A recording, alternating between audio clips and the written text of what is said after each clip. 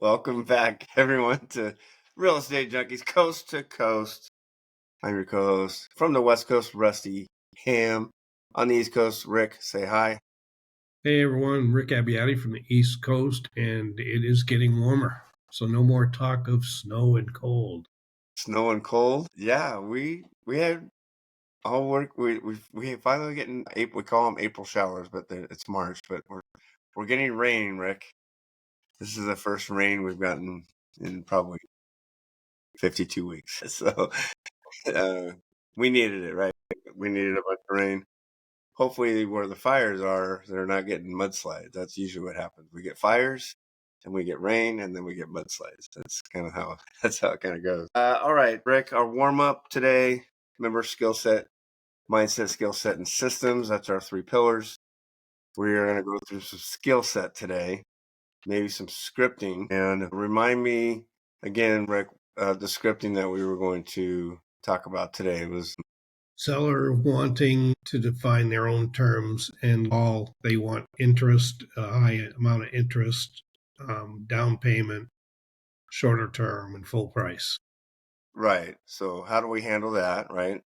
And then we had some questions from our associates, right? We got a question from one of the associates. Actually, not a question. It's what we've been doing lately. If you guys don't know, we call critique. We listen to our associates call. We critique their calls, right? So we give them advice on how to handle objections, what you should say here, what you should not say there.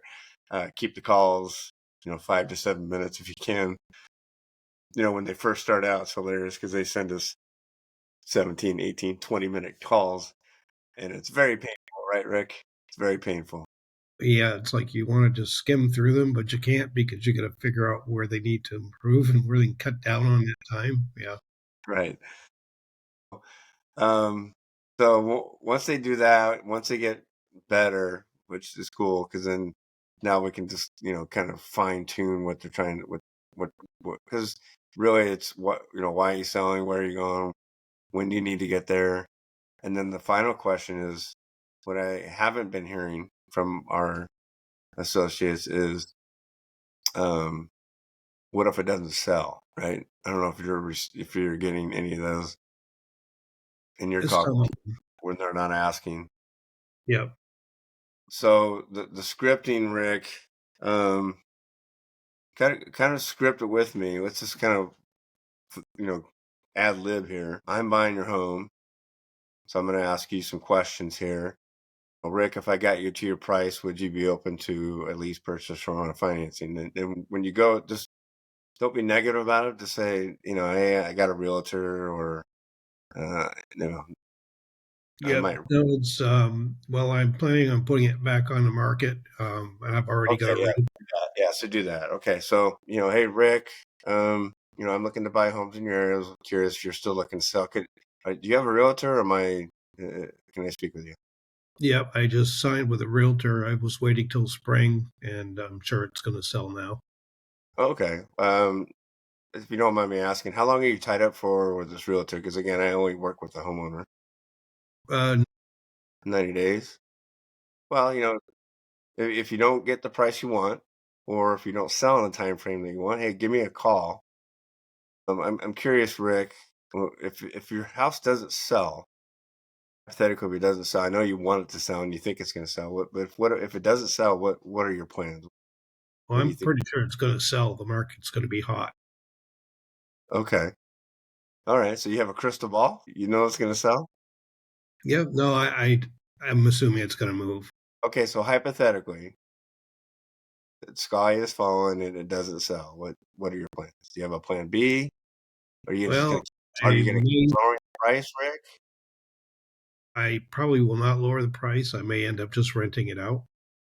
Okay. Okay. Well, that kind of opens the door for something else. I do have another idea if you're open to it, where we find a buyer for you. We charge them a non-refundable down payment. I would share a portion of that to you.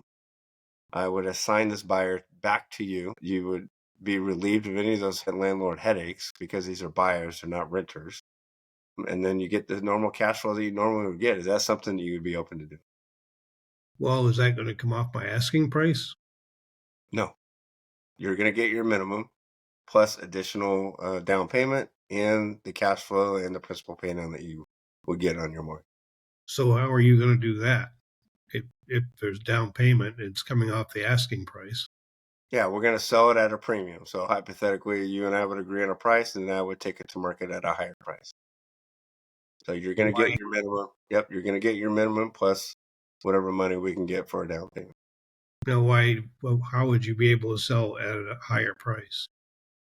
Because the higher price goes to our rent-to-own market, which the rent-to-own market we sell at a higher price because we're selling a future price. Okay, that makes a lot of sense. Awesome. Everyone get it? So if you're listening to this podcast, it's that easy. Rick was being hard on me. I appreciate that, Rick, and hopefully I did well. Yeah. So again, we want to ask those questions because, as you guys saw, after I asked him, hypothetically, if he doesn't sell, it led to another conversation, which is another game plan, which we've talked about in few. Is we can introduce that game plan to the seller. And again, we're only seeing if they're open to the idea, right? We're not trying to sell them anything. We're just saying, hey, here's an idea. Here's an option we have. You'll make more money and you won't have the landlord responsibilities because these are buyers, not renters, right? Yep, and I think the thing here is, that particular script there, and it can vary a little bit, but really practice that script over and over and over again. And then when it does come up, you'll be like, yes, I can answer that question or I can deal with that. So, Sorry about that. A little tickle in my throat. All right, cool. Rick, I appreciate that. And then if they say, let's say hypothetically, you said, I'm just going to hang on to it, or I'm going to put it back on the, if it doesn't sell, I'm going to lower the price. But what kind of scripting if you said, well, I'm just going to lower the price until it sells? So I'm well, going to if come I back can, to you now. If I would have said, hey, Rick, if I don't sell it at, let's say 500, I'm going to lower it until I get it sold because I just want to be done with this property. well, I'm curious as to why would you lower the price if we can get you full price? Wouldn't that be more interesting than dropping your price or paying commissions? There you go. Yeah. Because we are saving them, 5 to 10% on the front end. Again, this is a unique niche. We're looking for sellers that can wait for the money. So if they're open to saving the 5 to 10% on the front end and waiting for their money rather than lowering their price of their home, and in addition to having to pay commissions and closing costs and all that kind of stuff, we're saving them all that money in the front end as long as they can wait. Again, it's not for everybody. I want to make a disclaimer. This is not for everyone. It's only for the people that are open to waiting for their money if they want to maximize how much they have in equity and they don't Yep. want to give. In fact, I got off a call late this afternoon and she had K mortgage balance and wanted like five something. And so she was thinking if we gave her 100K and make the payments to the mortgage, she'd be good with that. And I told her, we wouldn't do that because we buy hundreds of homes across the nation between us and our partners. But if you're open to waiting for it, we can certainly get you your full price. And you can. And her main thing is she wanted to be free of the house. Right. And I said we can definitely achieve that. So Yep. she said, "Well, I don't need the money right now." So she Perfect. backed right off of it. So Yeah. And that's what we always ask them too, right at the very beginning is, hey, Rick, let me ask you this. Are you needing or wanting all your money now, or could you wait? And if they say they need it now, in order to purchase that next home in Florida, because that's where everyone's going, then we're probably not the right fit for them, right? But if they can wait, then there's something we can do for them. Even if they can wait, a lot of times it doesn't work out, right? So it's that unique seller that is open to waiting and it works for both of us. Speaking of working for both of us, let's transition into our game plan, which is you and I talked. We had two scenarios today, right, for owner financing. And sometimes you'll find, Rick, in your case, you'll find somebody that's on Zillow that already has the terms in place. They're like, I want this, this, this, and this. So describe the four quadrants first. and then describe how you talk to the seller. We've kind of scripted it out before, but how you would talk to the seller about those 4 quadrants and how sometimes it's not going to work for us. So we always back off. So the 4 quadrants are price, term, monthly payment, which may or may not include interest. That's all considered monthly payment or down payment. Quadrant 4, the elephant in the room, right? Because we don't want to put any money down, but the elephant in the room is quadrant 4, which is Right. And I always, when I'm talking to a seller and they're talking interest or whatever it is, I like if they say, well, I want my price, but I want interest. Okay. I can do price, interest, or term. I can't do all three, but what's most important to you? Because it's got to be a win-win.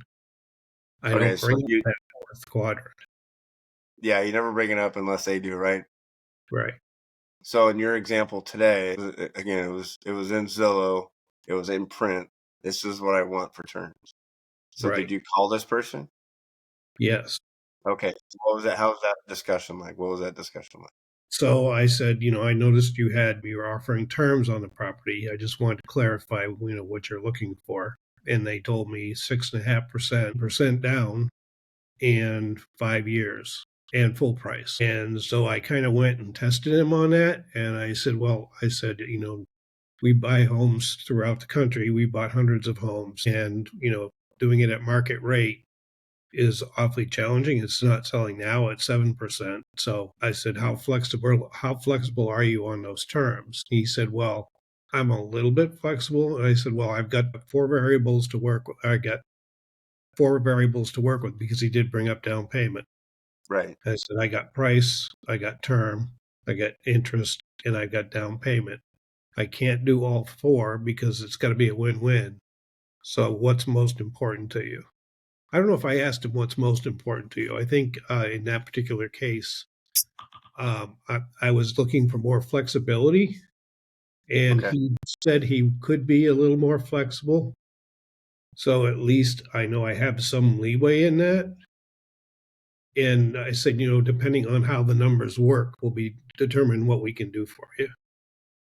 Yeah, and we have another coach in the community, Zach, he has a 5-5-5 rule, which is, we're open to doing interest and the down, but we're more in the range of, and this is not like a hard set rule, but we're in the range of 5% interest, 5 years or more on a term, and 5% down. That's kind of where we hover.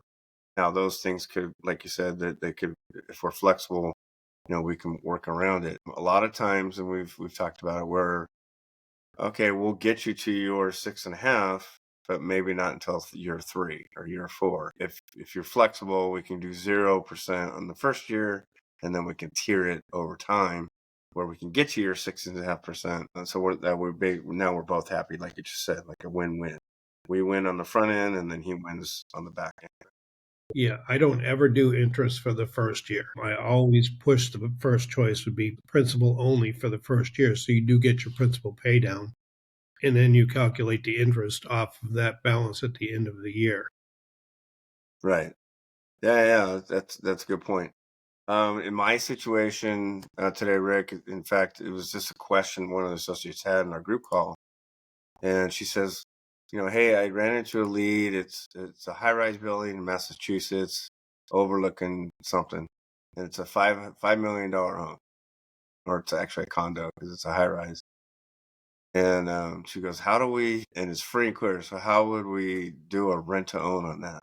And I said, you wouldn't. I don't think there's anybody who would want to do a rent-to-own that has that kind of money, right?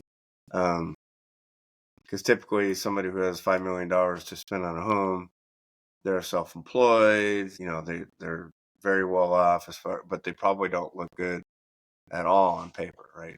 Bank's not going to loan to them. Maybe they will because of how much money they have, but they got to look good on paper, and maybe they don't. So what we sometimes will do, and we've talked about the assign out, which was what we talked about in the first third of the hour, which is we find a buyer, and that buyer signs it's called a lease purchase with the option to buy. So it's a lease agreement, and then they have to fulfill that option to buy it at a later date, usually 24 months. We assign that contract back to the seller, and now the seller is in charge of collecting the rent and making sure that these seller or these buyers get to the finish line. What we can do as far as these really high-end homes that are free and clear is we buy it through their terms, and maybe we can use your terms as well. If this guy didn't want to budge, for example, right, Rick? If this guy's like, no, I'm stuck at this, and this, then we're like, okay, well, what we'll do is we agree on a purchase and sale agreement, your terms, whatever you want, and we take that contract and we go find a buyer and assign that contract to the buyer. So it's kind of reverse of an AO. And then the way we get paid is just, well, whatever we mark it up at. Let's say hypothetically we buy it at $5 million, we mark it up at 5.3. We take the 300,000 markup and we assign that contract to the buyer, right? Yep. Did I nail it? Did I nail it? You nailed it. I always will try to go towards an AO first. Yeah. But ultimately, it really doesn't matter. But if it's going to be an owner finance on their terms, and let's say they wanted 7.5% interest because they're holding the money or they're holding the paper, I just let them know, it's not selling at the current market rate. So if you advertise it slightly below market rates, it'll sell much better. Yeah, and it's using our strategy, right? Because we normally, when our rent to own, we lower it. Whatever their future mortgage payment is going to be, we usually lower it before that so that people will call us and get it, and then they get in. So that does make sense, especially in your situation. The Zillow guy, let's say that he's asking for this, those four things, the 15% down and the 7.5. You're like, okay, well, I would recommend 6.5 just so you can get more people involved. We can maybe switch that 15 to 10% so you can get more people to bite. We say, and then we just assign that contract to the future buyer. And so that we just call it a reverse AO, right? We just are signing the purchase and sale to the future buyer, and then we match those two together. Very cool. Anything else you want to add on those nuances? Yeah, the 4 quadrants, especially for our associates, they get tongue-tied sometimes, and they get a little freaked out when this is where they get freaked out, is when they run into a seller that is familiar with owner financing, and then they get an imposter syndrome where they think the seller knows more than they do, and instead of holding their ground, like, hey, this is where we're at. Yep. And if somebody, and I've had, in fact, last week I had somebody that was very arrogant, and I just pulled back. He said, well, if I'm going to lose the appreciation, because he was hung up on appreciation, and I said, well, nobody's got a crystal ball. It could also drop. And he said, you know as well as I do, real estate always goes up, comes back. And he said, so why don't I just hold on to it and get the appreciation 3 or 4 years from now? And I said, well, then go ahead and do that. Yeah, there you go. Yeah, the key is pulling back, because again, you talked about it, you've said it already a couple times. Win-win. It's got to be a win-win for both of us. If it's not a win for you, then you just need to get out. Like I always tell associates, if it doesn't sound right, just run. Just get the heck out of there. Move on to the next one. And I've had a lot of sellers, when I tell them, it's got to be a win-win, a give and take. A lot of them understand that. Yeah. Yeah. Okay. Cool. All right. Let's pivot to our cool down. In last few weeks, we've been talking about the in the trenches boot camp. We do have one coming up next month, April 14, 15, and 16. Yours truly is going to be there, so we're going to give you some time off, Rick. Actually, we're both going to be there. Oh, you're going to be there too? Okay. Yep. All right. So maybe you won't get some time off. So everybody gets a twofer. Yeah, we'll go to the oyster bar. But so we've been talking about that. So if you guys are interested, again, the link is in the show notes for the 3-day In the Trenches boot camp. You'll work directly with us, bring some leads. We'll call them for you and see if this is a good fit for you. But let's move on to, we call them shiny object syndromes in our community, right? It's very, very common Rick, and I found, because I've been doing this for 6 years, it's very common, and I got caught up into it too. I got caught up into CRMs, this and that, and I was grabbing them from, wherever and getting caught up in those things. Describe some of the or not CRMs, but describe some of the pitfalls with shiny objects and how that can relate to our business. Well, because of the niche we're in, if you want to get really good at it, is to focus 100% on it. And I'm not talking your personal life and interfering with that or whatever, but I'll give you an example. I get emails all day long from shiny objects, investing in notes. Everything sounds great. Hire more VAs, hire you name it. There's a lot of advertisements out there, Yeah. and I don't even read them. I just see the first few lines and I see, oh, they're selling something else. And I make sure it's not from somebody like Chris or something like that. But I just delete them. In fact, my executive assistant, she deletes a lot of them because she knows I don't want to even look at them. I don't want to be distracted by that. Yeah. And then, because of this podcast, we're getting, I get emails, about, how to improve your podcast and, this and that.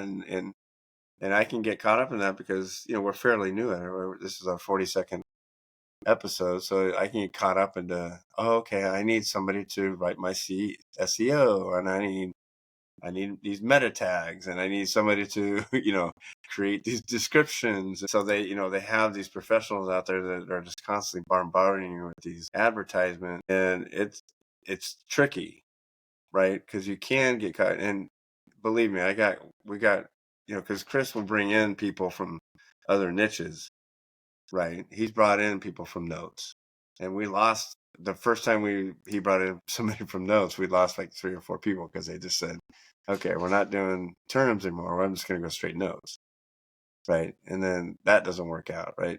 And the reason why we're saying that is, number one, it's not cheap. They're advertising for a reason, because there's some sort of there's money tied to it. You're gonna there's either a subscription or there's a one-time where you plop down a bunch of money and then they promise you a bunch of things. The difference between them and us, right, Rick? And I'm sure you'll agree, there is a fee, or not. I wouldn't say a fee. You're building a business, right? So building a business is not free. You have to spend money. People. I mean, we can talk about franchising, how people franchise, and they don't make money for the first 3, 4, 5 years. They break even at year 5, and then they start making. Then they see the benefits of it. So if you use that analogy with us, yes, there's money that you pay for coaching, but there's 2 things. You're gonna see return on your money faster because there's no money. We don't put money down on his home, right? So we've talked about the infinity of money with a lease purchase, where you just put $10 down, and whatever you make outside of that is just infinite. But you're also with us. You're with the coaches. And again, I'm not trying to preach to everybody, hey, you need to join us. If you don't want to join us, that's fine. That's okay. We don't want you to, I mean, we do want you to join. We want to work with you. But if you don't think this is right for you, then, you don't have to do it. But we are in the trenches, literally. And if you guys can see behind the scenes, Rick, I mean, we're constantly calling for sellers, for other associates. We sometimes go on appointments with them, or, they're sending us contracts. We're editing those contracts for them, right? I don't know. Dig a little deeper or talk a little bit more about that. Yeah, so just today alone, I did 3-way calls with some of our associates. One of them, we sent an offer out, and we sent it just before we got on the phone with the seller so we could get their first reaction. Because sometimes if you send it out way ahead of time, if they don't like it or they see something wrong with it, they'll just ghost you. So we got the seller on the phone, sent it, and they reviewed it. It looked all good to them. We answered some questions for them. And then basically they're pretty close to moving forward with it. Between that, I had somebody that was on an appointment, and he texted me. He said, "Are you available?" And I said, "Yep." So he called me, and I talked to the seller, answered the seller's questions. and it was very positive. And I don't know how many. I reviewed quite a few offers and deal structures today too for associates. So we're definitely in the trenches. Yeah, I'm not sure any other, so to speak, gurus out there that will spend that much time, especially that where we've kind of done this shared weekend thing where you can call us on a Saturday or Sunday now, right? Or if you talk to any of these gurus, it's like here's what we do, and then go for it, right? Good luck. And we're not bashing those guys. They do a very good job of advertising. I'm sure that they've done deals with other associates. I think ours is a little more unique because it's more of a family, right? Yep. And I'll add to that, Rusty, because I know, and you and I both experienced it, where we have what's called nightly accountability, Yeah, and we leave a voice text for a coach or Chris or somebody. And the next morning, because it's voice text, it allows us or Chris or one of us to listen to the mindset that we can pick up if you're having some struggles. And we've had people that Chris texted all of us coaches and said, so and so's having a hard time. I can pick it up in their voice, give them yeah, a call, and help them through it. And we yeah, do. I think all three of us have called them. yeah. Yeah, even the inflection in their voice, you can, the way they say things like, "Oh, I only made 10 dials today, and I only got 2 leads," and it's like, just kind of the monotone part of it, which is, that they probably had a rough day, or they just weren't having, you can just tell, or hey, I was able to get an appointment today, and you hear the pep in their step and their voice, so you can kind of tell. That's why we have that voice text, is because we want to listen to them, right? We want to make sure that we're helping them appropriately. Yeah, so good stuff, Rick. I appreciate it. Can't wait to see you live again. I know it's only getting like twice a year now, huh? In the trenches boot camp. Yep. I get I'll reserve the bar stools. Yours, all right. Yeah, and then we have QoS live, which is early October. Yep. Yep. Yeah, This early year. October this year Yep. in block. So again, there's a link in there too as well if you want to check out QoS live. That's where a lot of things happen. So I highly recommend you getting the QoS live as well. All right, Rick. I will see you tomorrow, office hours, right? You gonna be there? Yep. I'll be there. All right, buddy. We'll see you All tomorrow. right. Take All care, right. everybody. Take care, everyone. Bye.